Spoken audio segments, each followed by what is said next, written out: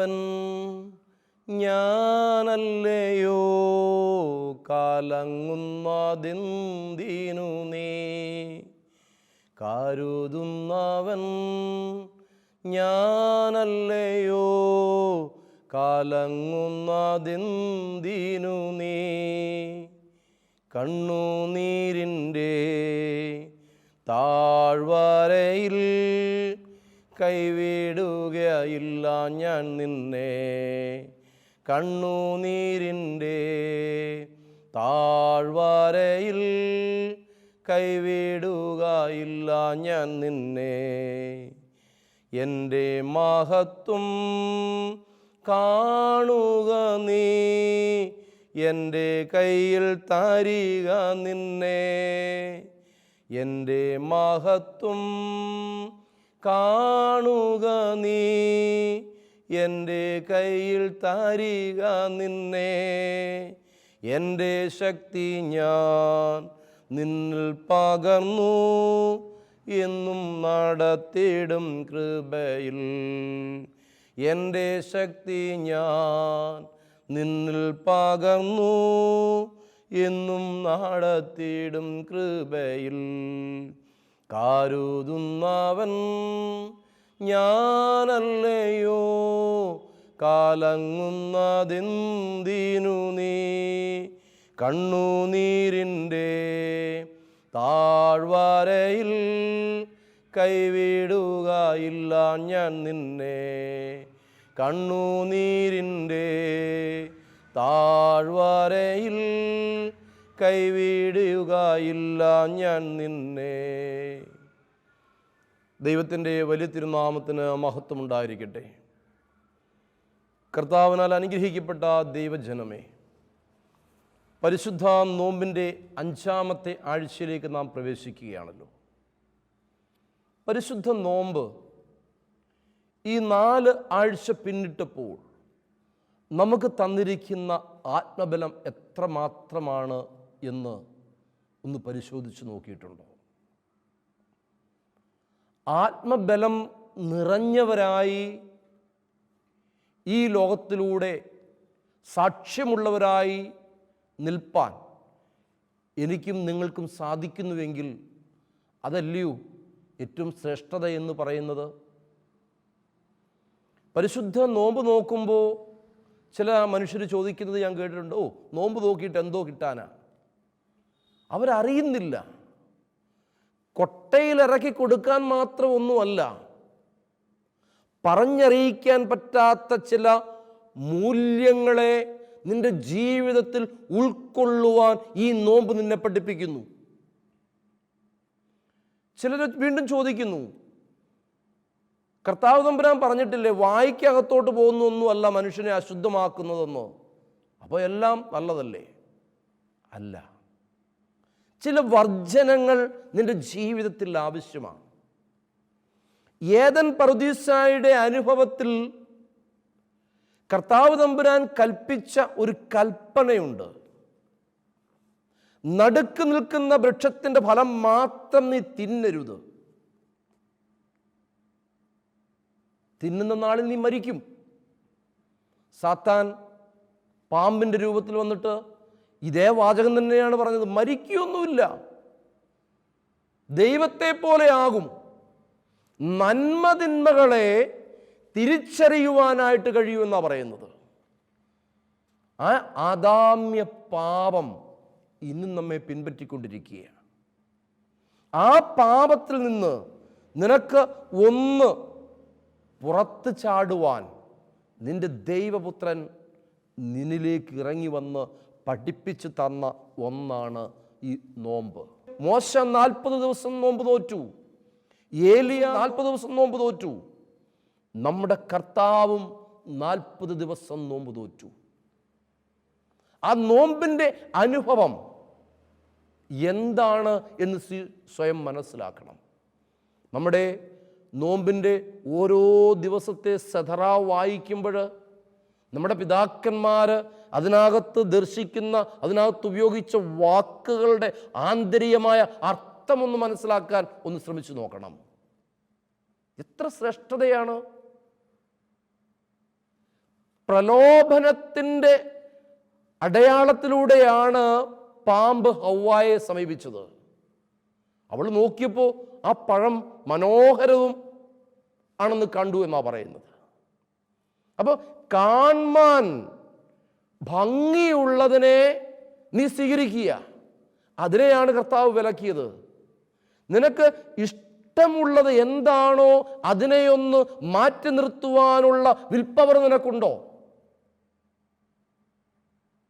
ചിലർ ഈ നോമ്പൊക്കെ നോക്കി പള്ളികളിൽ കോർണർ മീറ്റിംഗ് ഒക്കെ നടത്തുമ്പോൾ ഭക്ഷണം കൊടുക്കും. എന്താ കൊടുക്കുന്നേ? വെജിറ്റബിൾ ബിരിയാണി, എന്തൊക്കെയാ. അപ്പം പിന്നെ ഈ നോമ്പ് നോക്കുന്നത് എന്തിനാ? അപ്പോൾ നിനക്കിഷ്ടതരമായതിനെ ഒന്ന് മാറ്റി നിർത്തുവാൻ കഴിയുന്നെങ്കിൽ അതാണ് നോമ്പ്. ആ നോമ്പിലൂടെയാണ് നമ്മളിപ്പോൾ 4 ആഴ്ച പിന്നിട്ട് കഴിഞ്ഞു, 5-ാം ആഴ്ചയിലേക്ക് നാം പ്രവേശിക്കുകയാണ്.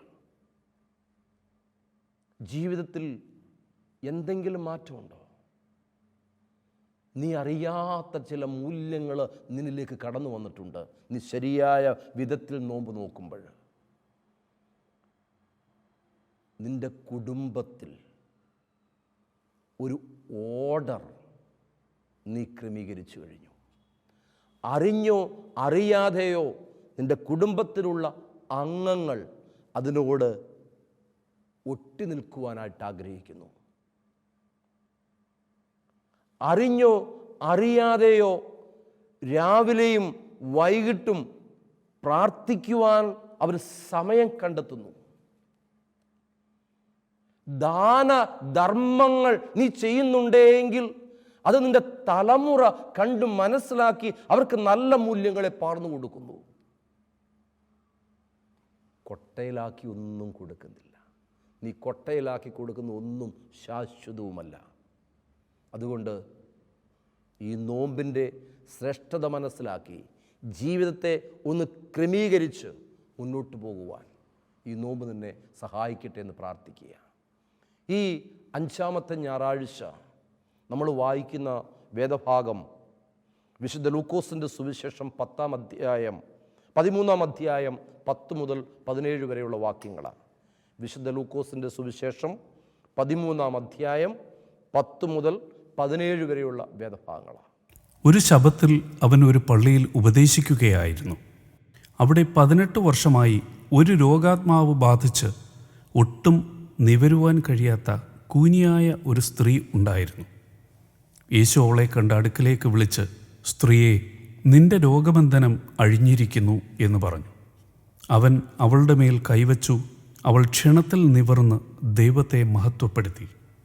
യേശു ശബത്തിൽ സൗഖ്യമാക്കിയതുകൊണ്ട് പള്ളിപ്രമാണി കോപിഷ്ഠനായി ജനങ്ങളോട്, വേല ചെയ്യുവാൻ 6 ദിവസമുണ്ടല്ലോ, അതിനകം വന്ന് സൗഖ്യം പ്രാപിച്ചുകൊള്ളുവിൻ, ശബത്തിൽ അരുത് എന്ന് പറഞ്ഞു.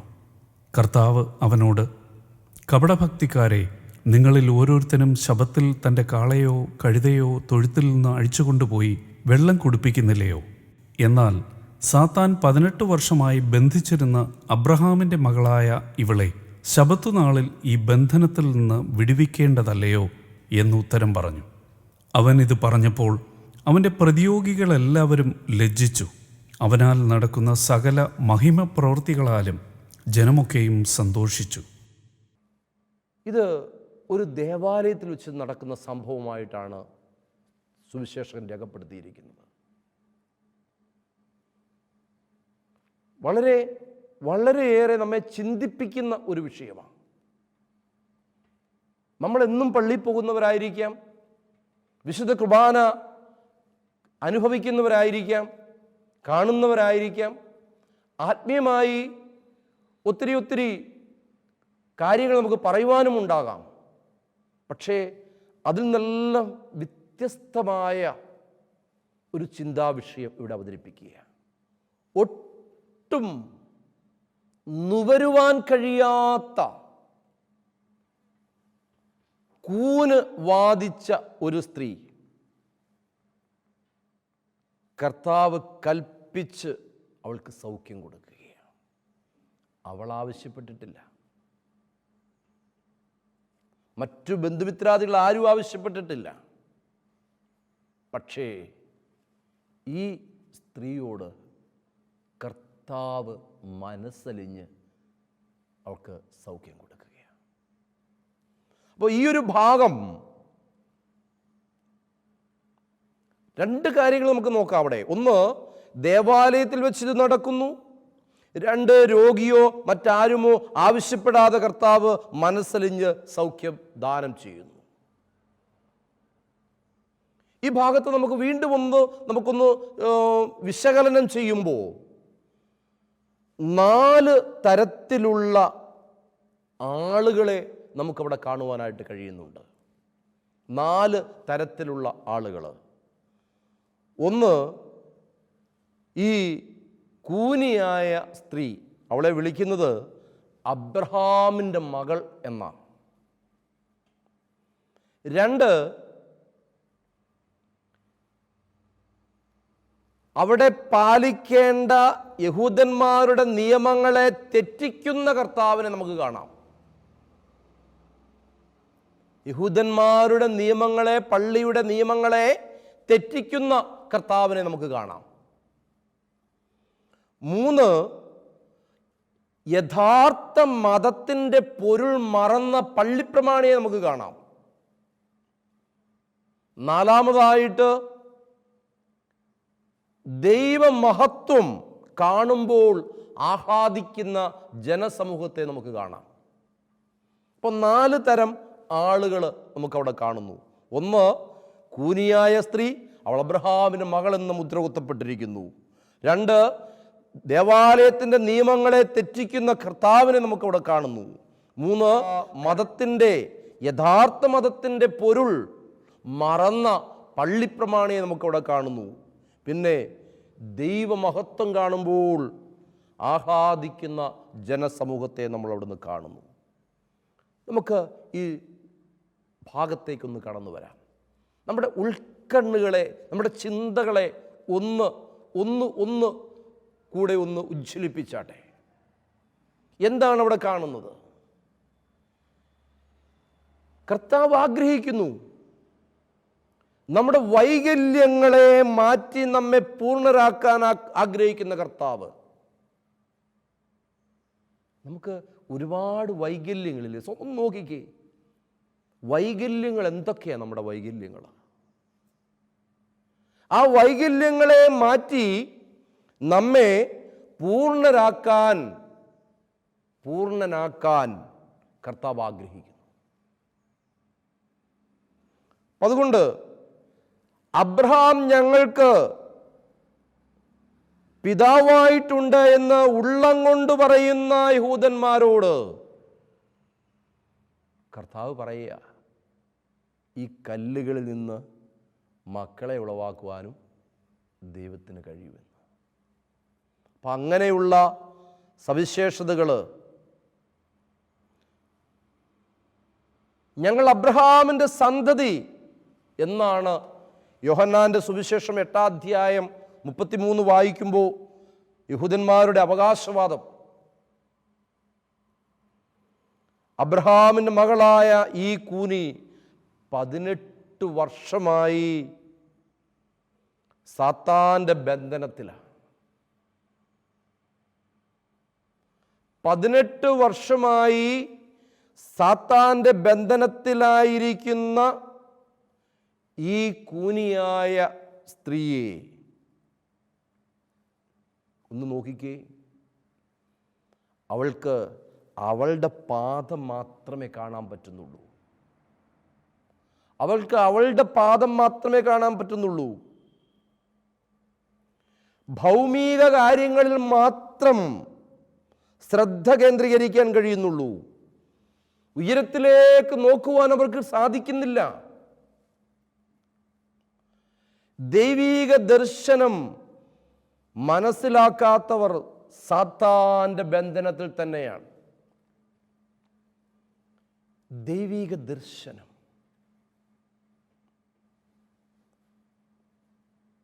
അബ്രഹാം പിതാവ് മുതൽ നമ്മൾ ഇങ്ങോട്ട് പരിശോധിക്കുമ്പോൾ ദൈവദർശനം ലഭിച്ചവരെ ഒരുപാട് നമുക്ക് കാണുവാനായിട്ട് കഴിയുന്നുണ്ട്. അപ്പോഴും നമ്മൾ അഹങ്കരിക്കും. യഹൂദന്മാർ അഹങ്കരിച്ചതുപോലെ ഞങ്ങൾ മതിലേ കിളിർത്ത ക്രിസ്ത്യാനിയാണെന്ന് പറഞ്ഞ് അഭിമാനിക്കും. അക്ഷരത്തിൻ്റെ പഴക്കത്തിലല്ല, ആത്മാവിൻ്റെ പുതുക്കത്തിൽ ദൈവിക ദർശനം കണ്ട് ദൈവത്തെ മഹത്വപ്പെടുത്തുവാൻ തക്കവണ്ണം നമുക്ക് കഴിയുന്നില്ല എങ്കിൽ നമ്മൾ ശൂന്യമാണ്, ഒന്നുമില്ല. ദൈവത്തെ മുഖാമുഖം കണ്ട് അർത്ഥനകൾ അർത്ഥിക്കുവാനുള്ള ഭാഗ്യമാണ് നിവർന്നു നിൽക്കുന്നതിലൂടെ ലഭിക്കുന്നത്. അപ്പോൾ 18 വർഷമായി ഒട്ടും നിവരുവാൻ സാധിക്കാതിരുന്ന ആ സ്ത്രീയുടെ അവസ്ഥയൊന്ന് ചിന്തിച്ച്, അത് ഭയാനകമാ. അവൾ ആരോടും പിറുപിറുത്തോ? എന്തെങ്കിലും പറഞ്ഞോ? ഒന്നുമില്ല. അവൾ ദേവാലയത്തിലേക്ക് വരുന്നു. 18 വർഷമായിട്ട് അവൾ വരികയാ, അക്കൂനും വഹിച്ചുകൊണ്ട്. സ്വന്തം കാൽപാദം നോക്കി, ഭൗതിക കാര്യങ്ങൾ മാത്രം നോക്കി ദൈവത്തെ വിളിക്കുന്ന അവളുടെ നിലവിളി സ്വർഗത്തിലെത്തി എന്നുള്ളതാണ്. കർത്താവ് കണ്ടു, മനസ്സലിഞ്ഞു എന്നുള്ളതാണ്.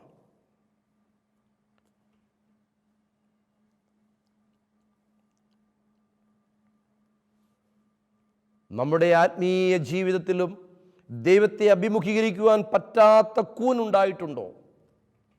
പലപ്പോഴും നമ്മൾ ഒളിച്ചോടുകയല്ലേ ദൈവസന്നിധിയിൽ നിന്ന്? ദൈവമുഖത്തേക്ക് നോക്കുവാൻ നമുക്ക് പറ്റുന്നുണ്ടോ? നമ്മൾ പരിശോധിക്കണം. ദൈവസന്നിധിയിൽ നമ്മെ അതിനായി സമർപ്പിച്ച് ഏൽപ്പിക്കുകയും ചെയ്യണം. നമ്മുടെ വൈകല്യങ്ങളെ, നമ്മുടെ കുറവുകളെ കർത്താവ് മാറ്റിത്തരും. കർത്താവ് ആഗ്രഹിക്കുന്നു. അതിനായി നമ്മെ കർത്താവിന് ഏൽപ്പിച്ചു കൊടുക്കുവാനായിട്ട് സാധിക്കണം. 2, വീണ്ടും നമ്മൾ ആ ഭാഗം ചിന്തിക്കുമ്പോൾ ആഴത്തിൽ നമ്മൾ നമ്മുടെ മനസ്സിനെ ഒന്ന് കൊണ്ടുപോയി. കർത്താവ് തമ്പുരാൻ പറയുന്ന ഒരു വാക്യമുണ്ടല്ലോ, അബ്രഹാമിൻ്റെ മകളായിവള്. നമ്മളെല്ലാം ദൈവത്തിൻ്റെ മക്കളാണ്. ആ ദൈവത്തിൻ്റെ മകളെ നിന്നെ ബാധിച്ചിരിക്കുന്ന ബന്ധനമഴിക്കുവാൻ കർത്താവ് ആഗ്രഹിക്കുന്നു എന്നുള്ളതാണ്. നിന്നെ ബാധിച്ചിരിക്കുന്ന ബന്ധനം, പിശാചിൻ്റെ ബന്ധനം നീക്കുവാൻ കർത്താവ് ആഗ്രഹിക്കുന്നു. നിനക്ക് മനസ്സുണ്ടോ?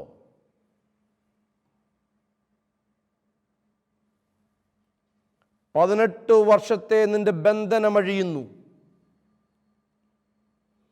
കർത്താവിൻ്റെ സന്ദർശനകാലം അടുത്തിരിക്കുന്നു എന്ന് നീ വിശ്വസിക്കുന്നുവോ? നിന്നെ സന്ദർശിക്കുവാൻ കർത്താവ് ആഗ്രഹിക്കുകയാണ്, നിന്റെ ബന്ധനം അഴിക്കുവാൻ. നമ്മൾ പൗലോസിൻ്റെ ലേഖനങ്ങൾ വായിക്കുമ്പോൾ കാരാഗ്രഹത്തിലാക്കപ്പെട്ട പൗലോസും ശീലാസും പാടി പുകഴ്ത്തി പ്രാർത്ഥിച്ചു. ബന്ധനമഴിഞ്ഞു, അവരുടെ ചങ്ങലകളുടെ കെട്ടുകൾ പൊട്ടി. നീ മനസ്സോടെ ദൈവത്തെ വിളിക്കുന്നുവെങ്കിൽ, നീ ഉണർവോടെ ദൈവത്തെ വിളിക്കുന്നുവെങ്കിൽ, നീ ജാഗ്രതയോടെ ദൈവത്തെ വിളിക്കുന്നുവെങ്കിൽ പിശാചിൻ്റെ ബന്ധനത്തെ കർത്താവ് ഇന്ന് അഴിച്ചു മാറ്റും. പിശാചിൻ്റെ ബന്ധനത്തെ കർത്താവ് അഴിച്ചു മാറ്റി നിന്നെ സ്വതന്ത്രനാക്കും. നീ പള്ളിയിലാണ്, നീ ദൈവാലയത്തിലാണ്. നിന്റെ പുറമേയുള്ള കാഴ്ചയ്ക്കപ്പുറം ഉൾക്കാഴ്ചയുടെ മഹനീയത കാണുവാൻ, ദർശിക്കുവാൻ നിനക്ക് കഴിയുന്നുണ്ടേ എങ്കിൽ നിന്റെ ബന്ധനം ഇന്ന് അഴിച്ചു മാറ്റപ്പെടും. നീ ദൈവത്തിൻ്റെ മറവിടത്തിലാണ്, ദൈവ പരിരക്ഷയുടെ ചിറങ്കീഴിലാണ്. നീ സാത്താന്റെ കവചത്തിൽ നിന്ന് നിന്നെ വീണ്ടെടുക്കുന്നതിനായി ദൈവത്തിൻ്റെ മാലാഖ മീഖായേൽ ഊരിപ്പിടിച്ച വാളുമായി നിനക്ക് ചുറ്റുമുണ്ട്, നിന്റെ ബന്ധനങ്ങളെ അഴിക്കുവാൻ. നമ്മൾ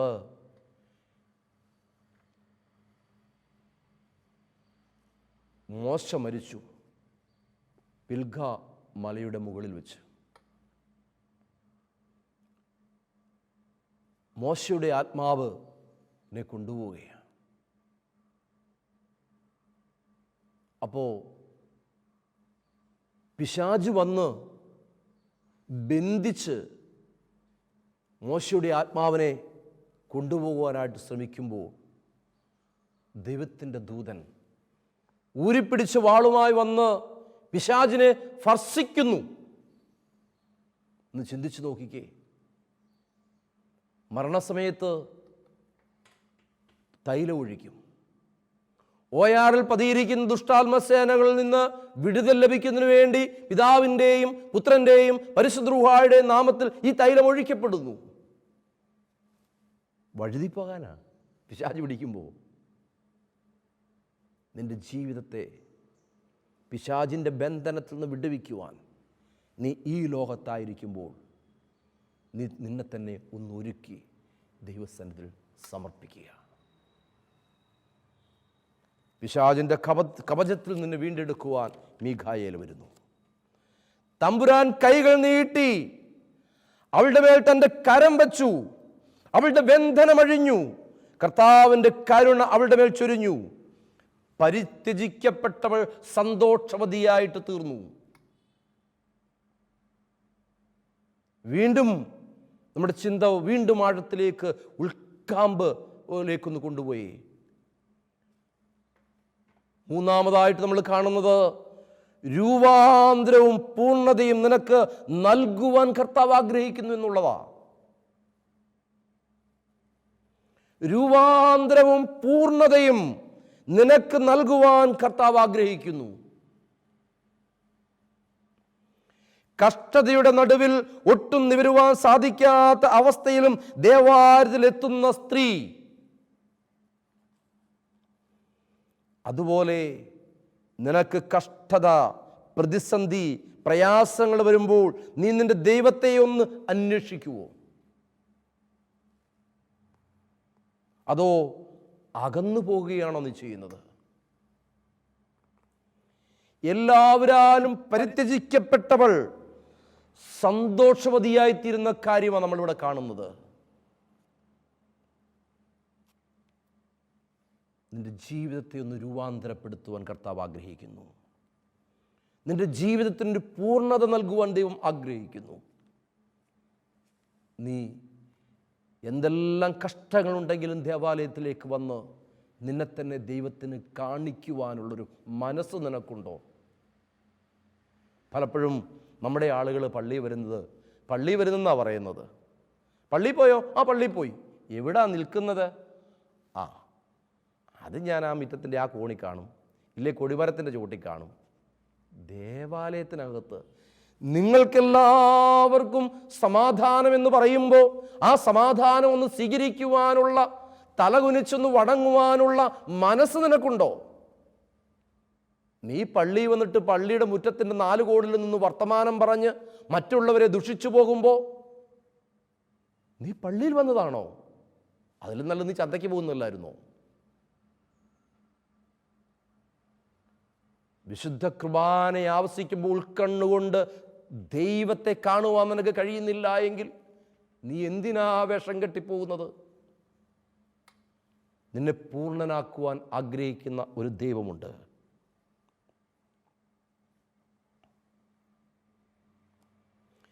യഹോവയുടെ മനോഹരത്വം കാണുവാനും അവൻ്റെ മന്ദിരത്തിൽ ധ്യാനിപ്പാനും ആയുഷ്കാലമൊക്കെയും യഹോവയുടെ ആലയത്തിൽ പാർക്കുവാനും തന്നെ എന്ന് സങ്കീർത്തനം 27:24 പറയുമ്പോൾ ദേവാലയത്തിൽ ചെന്ന് ആരാധിക്കുവാനുള്ള അന്തരാത്മാവിൻ്റെ ദാഹം നീ കെടുത്തിക്കളയരുത്. നീ രൂപാന്തരവും പൂർണ്ണതയും പ്രാപിക്കുമ്പോൾ നിന്റെ ശത്രു നിനക്ക് എതിരായി നിൽക്കും. നടുവ് വളഞ്ഞ കൂനി നടുവ് നിവർത്തിയപ്പോൾ ദേവാലയ അധികാരിയുടെ മട്ടുമാറി. അല്ലേ? 18 വർഷമായി അവൾ കൂനും കൊണ്ട് വന്ന് അവിടെ പ്രാർത്ഥിക്കുമ്പോൾ ദേവാലയ പ്രമാണിക്ക് ഒരു കുഴപ്പമില്ലായിരുന്നു. അബ്രഹാമിന്റെ സന്തതി എന്ന് വിളിച്ച് അവൾക്ക് സൗഖ്യം കൊടുത്തപ്പോൾ ദേവാലയ പ്രമാണിയുടെ മട്ടുമാറി.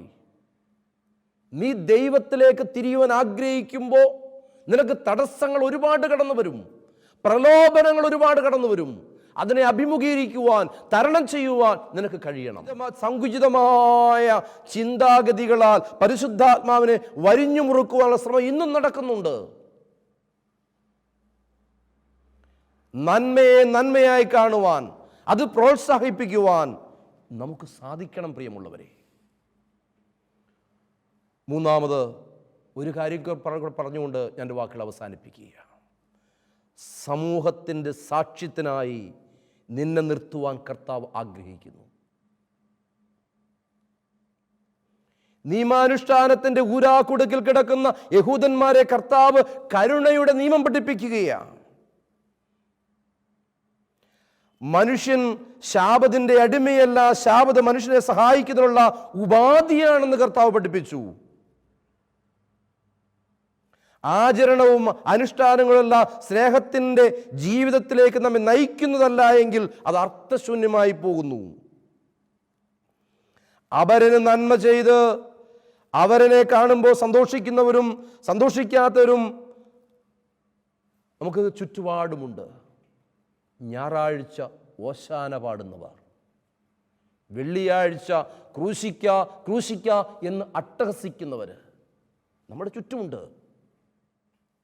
നമുക്ക് ചുറ്റും നടക്കുന്ന നന്മ പ്രവർത്തികൾ കാണുമ്പോൾ നമ്മുടെ കണ്ണ് തുറക്കണം. സന്തോഷിക്കുന്നവരെ കൂട്ടത്തിൽ നമുക്കും സ്ഥാനമുണ്ടായിരിക്കണം.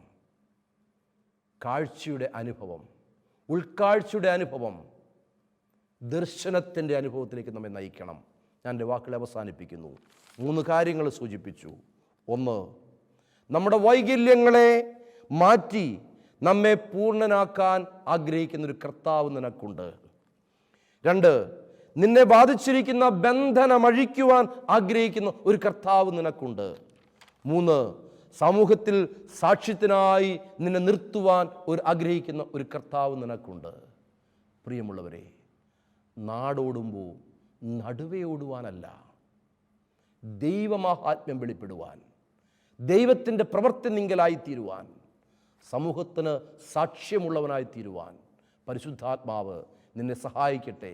അതിന് പ്രാർത്ഥിക്കുന്നു, ആശംസിക്കുന്നു. ദൈവം നമ്മെ എല്ലാവരെയും വാഴ്ത്തി അനുഗ്രഹിക്കുമാറാകട്ടെ. ദൈവനാമം മഹത്വപ്പെടുമാറാകട്ടെ.